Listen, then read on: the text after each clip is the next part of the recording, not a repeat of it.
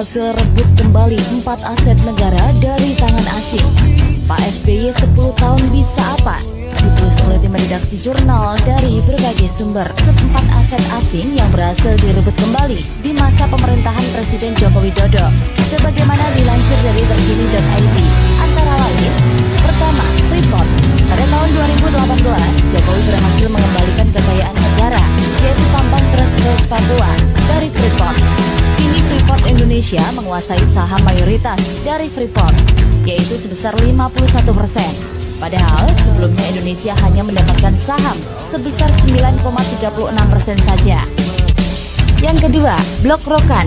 Aset asing di Indonesia berikutnya yang berhasil direbut kembali oleh Presiden Joko Widodo adalah Blok Rokan atau blok penghasil migas terbesar di Indonesia.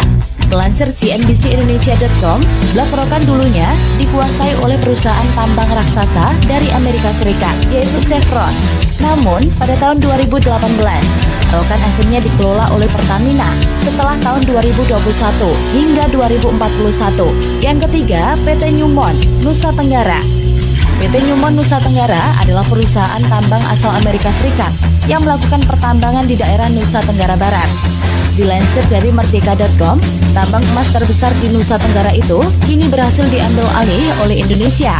Presiden Jokowi mengatakan Newmont, tambang emas terbesar di Nusa Tenggara ini diambil alih semuanya oleh pengusaha nasional. Setelah diambil alih, Newmont Nusa Tenggara pun kemudian diubah nama perusahaannya menjadi PT Apan Mineral Nusa Tenggara. Aset asing di Indonesia terakhir yang berhasil diambil alih di masa pemerintahan Presiden Joko Widodo adalah Blok Mahakam. Blok Mahakam merupakan blok migas di Kalimantan Timur yang telah lama dikuasai oleh perusahaan Prancis INP. Dilansir dari CNBC-Indonesia.com, Presiden Jokowi menyatakan Blok Mahakam kini telah diambil kembali oleh Indonesia setelah puluhan tahun dikuasai Prancis pihak asing. Wow, kinerja Jokowi yang begitu nyata dan menghasilkan sesuatu yang patut untuk dibanggakan. Presiden Jokowi adalah tipikal manusia yang berbakti, jiwa dan raganya untuk negeri ini. Tidak hanya sekedar berbicara mengaku patriot dan nasionalis tanpa berbuat apa-apa.